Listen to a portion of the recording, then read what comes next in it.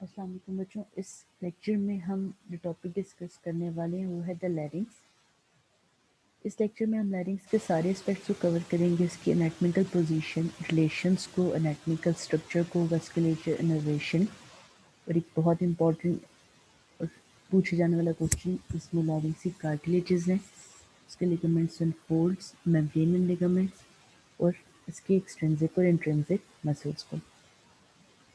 लैरिंग्स का इंट्रोडक्शन ये है कि लैरिंग्स को वॉइस बॉक्स भी कहा जाता है। ये एक ऑर्गन है जो एंटीरियर नेक में लोकेटेड है, रेस्पिरेटरी ट्रैक का कंपोनेंट है और इसके बहुत सारे इंपॉर्टेंट फंक्शंस हैं, जिसमें फोनेशन यानी कि वॉइस प्रोडक्शन है, कफ रिफ्लेक्स है और लो रेस्पिरेटरी ट्रैक की प्रोटेक्शन है, यानी कि ट्रैकिया, ब्रोंकाई, लंग्स की ओवरऑल प्रोटेक्शन। ठीक है।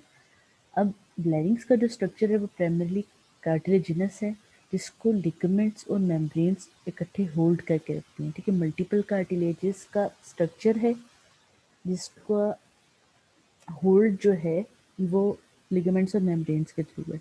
इंटरनली लैरिंग्स के मसल्स जो हैं वो लैरिंग्स को मूव करते हैं और उससे वॉइस प्रोड्यूस होती है और ब्रीदिंग में इसका रोल है। एनाटॉमिकल पोजीशन और रिलेशंस की बात करें तो एंटीरियर कंपार्टमेंट ऑफ नेक में है और हेयर्ड बोन के साथ सस्पेंडेड है। ठीक है। हेयर्ड बोन नेक में एक बोन है, उसके साथ ये सस्पेंडेड है, जैसे हैंग कर रहा होता है। और अगर वर्टिब्रल लेवल के हिसाब से देखा जाए तो थर्ड सर्वाइकल वर्टिब्रा और सिक्स सर्वाइकल वर्टिब्रा के दरमियान है। सुपीरियरली ये लैरिंजियल पार्ट ऑफ फेरिंग्स के साथ कनेक्टेड है और इंफीरियरली ये कंटिन्यू होता है ट्रैकिया। इसके आगे इंफ्राहेयॉइड मसल्स हैं और लेटरल साइड पर थायराइड ग्लैंड की लोब्स हैं। ठीक है। और लैरिंग्स जो है वो नेक की ब्लड वेसल से क्लोजली रिलेटेड है, यानी कि इसके लेटरल साइड पर इंपॉर्टेंट ब्लड वेसल्स हैं, आर्टरीज और वेन्स। और लैरिंग्स के पोस्टीरियरली इसोफेगस लाई करता है। एनाटॉमिकल स्ट्रक्चर की बात करें, जैसे हमने डिस्कस किया था कि कार्टिलेजिनस स्ट्रक्चर है जिसमें लिगामेंट्स और मेम्ब्रेन्स हैं। तो इंटरनली हम लैरिंग्स को 3 सेक्शंस में डिवाइड कर सकते हैं।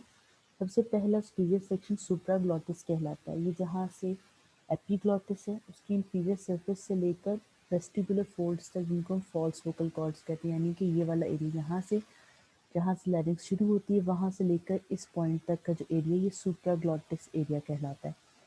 फिर ग्लॉटिस है जिसके अंदर ट्रू वोकल कॉर्ड्स है, तकरीबन इससे 1 सेंटीमीटर नीचे का एरिया।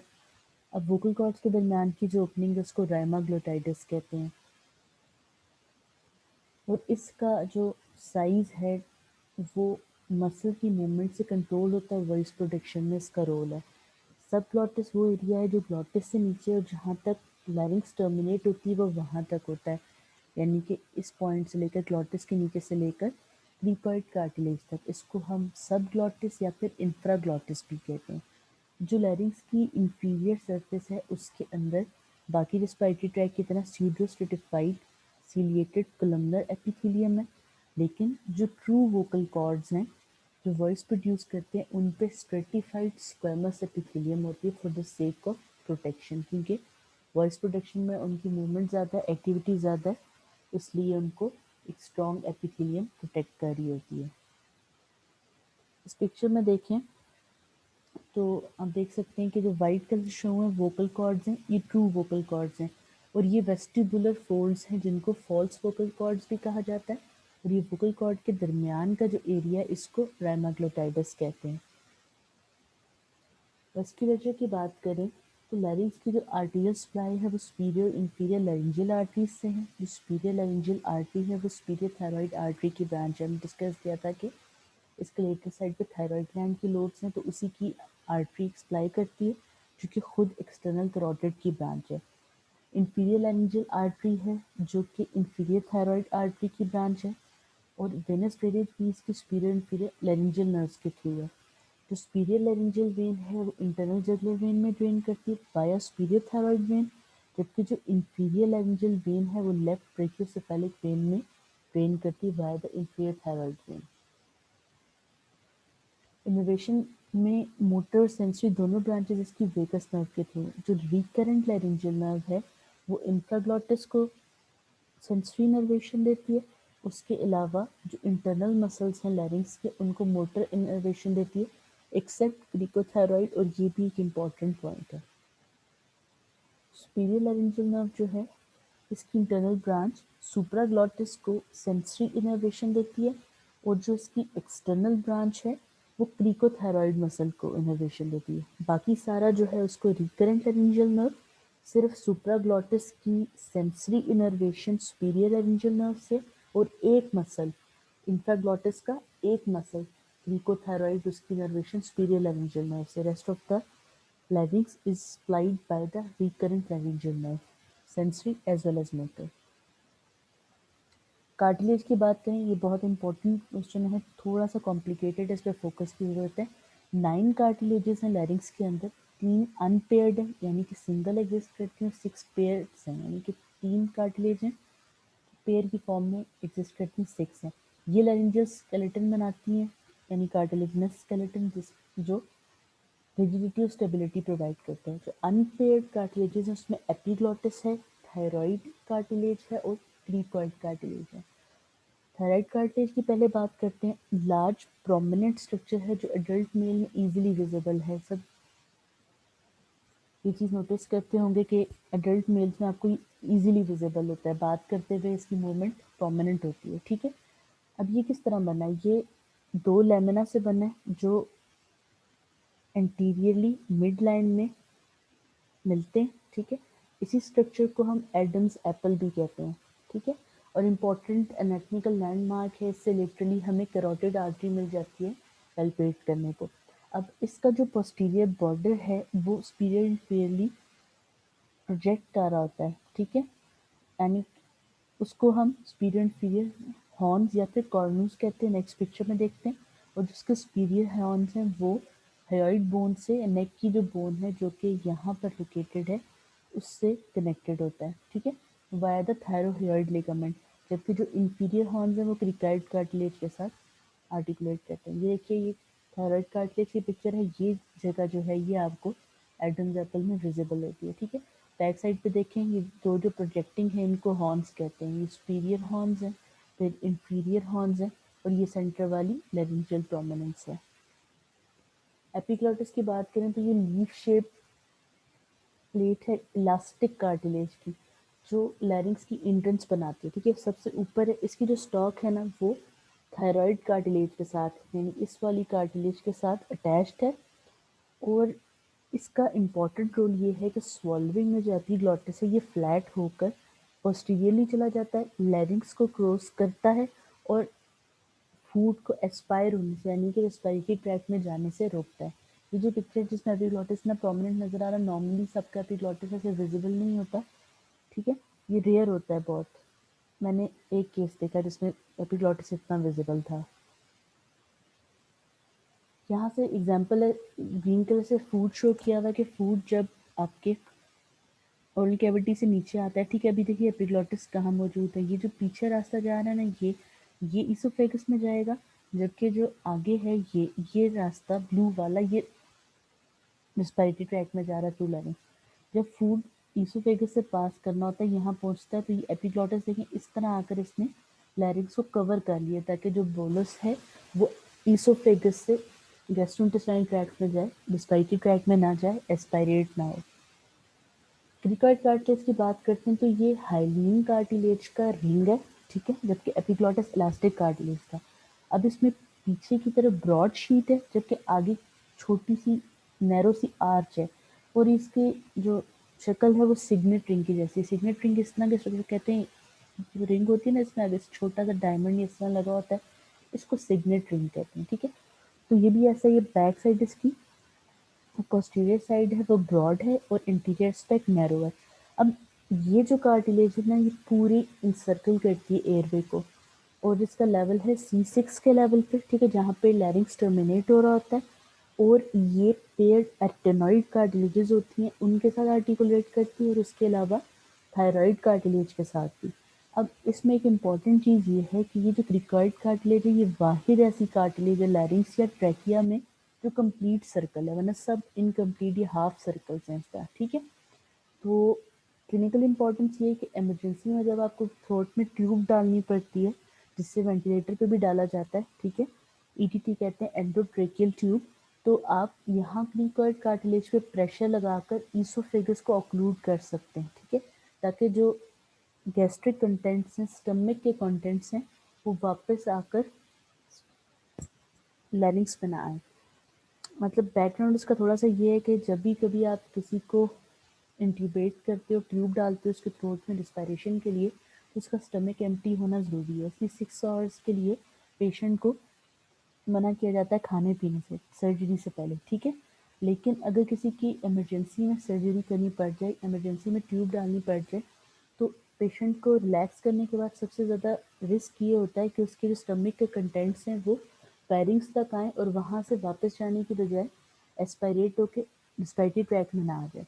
तो उस केस में ट्यूब डालते वक्त आप यहाँ पे प्रेशर देकर ईसोफेगस को ऑक्लूड कर सकते हो, ताकि जब आप ट्यूब पास करो तो उसे वो लैरिंग्स में जाए और वोमिटिंग जो है वो पेशेंट एस्पायरेट ना करे।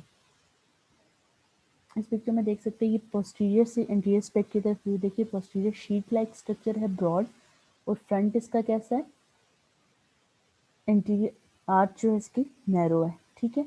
इसका ये फेसेट है थायराइड कार्टिलेज से उसके हॉर्न से आर्टिकुलेट करने के लिए, और ये वाला फेसेट एरिटेनॉइड कार्टिलेज से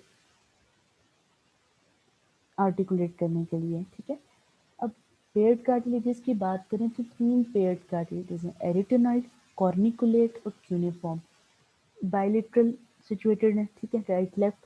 एरिटेनॉइड कार्टिलेज की बात करें तो पैरामिडल स्ट्रक्चर है जो क्रिकॉइड कार्टिलेज के ऊपर होता है। एपेक्स से बेस है उसकी 3 साइड्स और 2 प्रोसेसेस हैं जिनमें बहुत सारे की स्ट्रक्चर्स अटैच होते हैं। एपेक्स इसकी जो है वो कॉर्निकुलेट कार्टिलेज से अटैच्ड है, बेस इसकी रिकॉर्ड कार्टिलेज के सुपीरियर बॉर्डर से अटैच है। वोकल प्रोसेसेस हैं जो वोकल लिगामेंट से अटैच होंगे, जो इन टर्न वोकल कॉर्ड्स का एक कंपोनेंट है, ठीक है। मस्कुलर प्रोसेसेस हैं जिसके साथ कुछ मसल जैसे crico एरिटेनॉइड lateral and posterior muscles आकर अटैच होंगे। Corniculate articulate cartilage minor structure है, ठीक है, ये एरिटेनॉइड कार्टिलेज के साथ आर्टिकुलेट करते हैं। फिर एंड पे क्यूनिफॉर्म कार्टिलेजेस हैं, ये एरी एपिग्लॉटिक फोल्ड्स होते हैं, उनके अंदर होते हैं, डायरेक्ट इनकी कोई अटैचमेंट नहीं है, लेकिन ये जहाँ मौजूद होते हैं वहाँ पे स्ट्रेंथनिंग करते हैं। इस पिक्चर में आप देख सकते हैं, पहले सबसे पहले इंपॉर्टेंट स्ट्रक्चर देखेंगे, ये जो है ये बच्चों ये हायोइड, ठीक है, बोन है ये, इसके साथ अटैच्ड हैं सारे स्ट्रक्चर्स। इसके फ्रंट पे देखिए तो ये रेड से जो शो हुआ वो ये थायराइड कार्टिलेज है, ठीक है। येलो से पिकोइड कार्टिलेज दिखाया है जहाँ पर लैरिंग्स टर्मिनेट होती है, नीचे ये ट्रैकिया के रिंग्स हैं। अब पोस्टीरियर एस्पेक्ट की बात करें तो green leaf like structure epiglottis है। ये स्काई ब्लू से देखिए एरिटेनॉइड कार्टिलेजेस, और छोटे छोटे जो दो हैं ये कॉर्निकुलेट कार्टिलेज है। यहाँ पर यूनिफॉर्म कार्टिलेज नहीं दिखाई गई क्योंकि वो लेटरल एस्पेक्ट पे शो होती है एरी एपिग्लॉटिक फोल्ड्स के अंदर। अब आप पहले यहाँ देखिए कि ये वाली जो एरिया है ये एम्प्टी है, तभी कहा गया कि सिर्फ जो क्रीकॉइड कार्टिलेज है वो कंप्लीट रिंग है, वरना बाकी सब रिंग्स हाफ है यहाँ पर, ठीक है। इस पिक्चर में एक दफ़ा रिवाइज करेंगे, या देखिए कि फ्रंट से एपिग्लॉटिस विजिबल है, ठीक है। उसके अलावा ये थायराइड कार्टिलेज है, एडम्स एप्पल, ये क्रीकॉइड कार्टिलेज है, टर्मिनेशन पॉइंट। ये पोस्टीरियर साइड से देखें तो एरिटेनाइड कार्टिलेजेस हैं और इनकी टिप पर छोटी छोटी कॉर्निकुलेट कार्टिलेजेस हैं, ठीक है। अब लेटरल एस्पेक्ट से देखा जाए तो ये यूनिफॉर्म कार्टिलेज है, और ये हेयर्ड बोन यहाँ पर विजिबल है, यहाँ पर भी देखी जा सकती है हेयर्ड बोन। लैरिंजियल लिगामेंट्स और फोल्ड्स की बात करें तो जो लैरिंजियल लिगामेंट्स हैं वो कार्टिलेजिनस स्केलेटन को सपोर्ट करते हैं, जबकि जो फोल्ड्स हैं वो एयरवे प्रोटेक्शन और फोनेशन यानी कि वॉइस प्रोडक्शन में इन्वॉल्व हैं। जो एक्सट्रिंसिक लिगामेंट्स हैं वो लैरिंग्स को एक्सटर्नल स्ट्रक्चर्स के साथ कनेक्ट करते हैं, जैसे हेयर्ड बोन के साथ और क्रिकॉइड कार्टिलेज, ठीक है। जबकि इंट्रिंसिक जो लिगामेंट्स हैं वो लैरिंग्स के कार्टिलेज को एक फंक्शनल यूनिट के तौर पर होल्ड करते हैं, ठीक है, फंक्शनल इंटेग्रिटी मेंटेन करते हैं और एज अ यूनिट फंक्शन कराते हैं लैरिंग्स को, ताकि कोऑर्डिनेटेड मूवमेंट हो सारी। एक्सट्रिंसिक मेम्ब्रेन्स की बात करें तो ये सब मेम्ब्रेन्स वो हैं जो डिफरेंट कार्टिलेजेस के दरमियान एग्जिस्ट करती हैं। जैसे थायरोहायोइड मेम्ब्रेन है, इनके नाम से ही पता चलेगा कि थायरो मीन्स थायरॉइड कार्टिलेज और हायोइड बोन के दरमियान है, ठीक है। मीडियम थायरोहायोइड लिगामेंट है, उसी थायरोहायोइड मेम्ब्रेन की मीडियन थिकनिंग है, एंटीरो मीडियल थिकनिंग। उसी मेम्ब्रेन की लेटरल पोस्टीरोलेटरल थिकनिंग जो है that is called lateral thyrohyoid ligament. फिर हायो एपिग्लॉटिक लिगामेंट है, it connects the hyoid bone to the anterior aspect of epiglottis, hyo and epiglottic। Cricotracheal ligament है, cricoid cartilage जो trachea का connection है ये, ठीक है। मीडियन क्रिकोथायरॉयड लिगामेंट उसी क्रिकोथायरॉयड लिगामेंट की एंटीरोमीडियल थिकनिंग है, ठीक है। इनके नाम में से पता चल जाएगा कि किस किस स्ट्रक्चर को कनेक्ट कर रहे हैं। क्रिकोथायरॉयड लिगामेंट, लेकिन आपको ये मेमोराइज करने पड़ेंगे। ये क्रिकॉइड कार्टिलेज से ओरिजिनेट करता है, ठीक है। और इसका जो अपर फ्री मार्जिन है वो वोकल लिगामेंट बनाता है। और क्वाड्रेंगुलर मेम्ब्रेन की बात करते हैं तो ये एंटीरोलेटरल रेटिनॉइड कार्टिलेज और एपिग्लॉटिस के दरमियान है, ठीक है। जो पैरामिडल कार्टिलेज थी उसकी और लीफ लाइक एपिग्लॉटिस के दरमियान है। इसका भी अपर और फ्री लोअर मार्जिन है। इसका लोअर मार्जिन जो है वो वेस्टिबुलर लिगामेंट बनाता है जो कि फॉल्स वोकल कॉर्ड का एक कॉम्पोनेंट है, ठीक है। वोकल लिगामेंट जो है ये ट्रू वोकल कॉर्ड का एक एलिमेंट है, क्रिकोथायरॉयड लिगामेंट का पार्ट, जबकि जो क्वाड्रेंगुलर मेम्ब्रेन का पार्ट है ये वेस्टिबुलर लिगामेंट है, ये फॉल्स वोकल कॉर्ड का एक कंपोनेंट बनाता है। इस पिक्चर में देख सकते हैं, देखिए किस तरह यहाँ पर हेयोइड बोन और थायराइड कार्टिलेज के दरमियान जो मेम्ब्रेन है दिस इज कॉल्ड थायरोहेड मेम्ब्रेन। इसी की फिर मीडियन थिकनिंग मीडियन थायरोहेड लिगामेंट है, लेटरल थिकनिंग लेटरल थायरोहेड लिगामेंट है। इसमें से इंटरनल लैरिंजियल नर्व पास कर रही है, सुपीरियर लैरिंजियल आर्टरी पास कर रही है।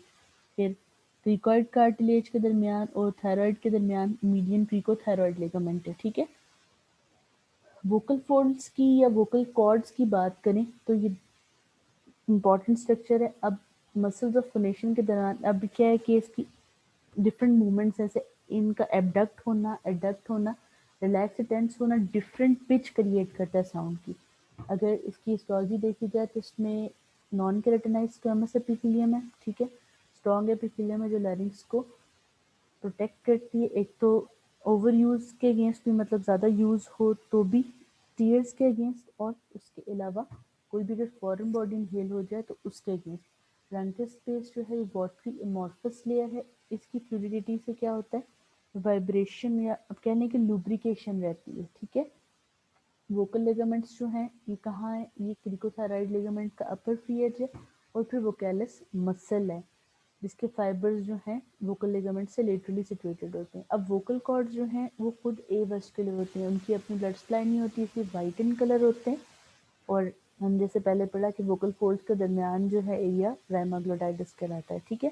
ये जो पॉइंट है कि वोकल फोल्ड या वोकल कॉर्ड्स ए वेस्कुलर होते हैं ये इंपॉर्टेंट है क्योंकि इसी की बेस पर हम ट्रू और फॉल्स वोकल कॉर्ड्स को डिफ्रेंशिएट करते हैं जब हम लैरिंगोस्कोपिक एग्जामिनेशन करते हैं। क्योंकि आप ऊपर से देख रहे होते हैं तो एक जैसे स्ट्रक्चर नज़र आ रहे होते हैं, आप फोल्ड्स को डिफ्रेंशिएट नहीं कर सकते, आप कलर की बेस पर करते हैं, ठीक है। यहाँ देख सकते हैं येलो से वोकल लिगामेंट शो किया हुआ है और मेम्ब्रेन्स हैं। वेस्टिबुलर फोल्ड्स की बात करें तो इनको फॉल्स वोकल कॉर्ड्स भी कहते हैं और ये ट्रू वोकल कॉर्ड्स से सुपीरियरली लाई करती हैं। पहले आपको ये नजर आती हैं इसलिए आपको फिर कलर से डिफरेंशिएट करना होता है, ठीक है। अब इसके अंदर वेस्टिबुलर लिगामेंट है जो कि खुद क्वाड्रेंगुलर मेम्ब्रेन का एज है और म्यूकस मेम्ब्रेन है, इसका कलर पिंक होता है क्योंकि इसमें वेस्कुलेचर होता है, ये फिक्स्ड होते हैं और ये लैरिंग्स को प्रोटेक्ट करते हैं। जबकि ट्रू वोकल कॉर्ड्स हैं वो मोबाइल होते हैं, ठीक है। यहाँ देख सकते हैं ये वोकल कॉर्ड सेंटर में ये हैं और इनके लेटरली वेस्टिबुलर फोल्ड्स या फॉल्स वोकल कॉर्ड्स हैं। लैरिंग्स के मसल्स को दो ग्रुप्स में डिवाइड कर सकते हैं, एक्सटर्नल और इंटरनल। जो एक्सटर्नल हैं वो एलिवेट या डिप्रेस करते हैं लैरिंग्स को ड्यूरिंग स्वॉल्विंग, और जो इंटरनल हैं वो लैरिंग्स के इंडिविजुअल कंपोनेंट को मूव करते हैं और इस तरह ये ब्रीदिंग और फोनेशन या वॉइस प्रोडक्शन में इंपॉर्टेंट रोल प्ले करते हैं। एक्सट्रिंसिक मसल्स वो हैं एक्सट्रिंसिक जिनकी अटैचमेंट है, ठीक है। इनको भी दो ग्रुप्स में डिवाइड करते हैं, सुपीरियर इंफीरियर। इनको सुप्राहियर्ड और इंफ्राहियर्ड ग्रुप्स कहा जाता है और एक स्टाइलोफ्रिंजिस जो कि फेरिंक्स का मसल है लेकिन उसकी अटैचमेंट लैरिंग्स पर है तो उसको एक्सट्रिंसिक मसल कंसीडर किया जाता है। सुप्राहियर्ड और इंफ्राहियर्ड मसल हैं ये हायोइड बोन से अटैच्ड हैं, ठीक है। और ये जो है लैरिंग्स के साथ लिगामेंट्स के थ्रू कनेक्टेड, ठीक है।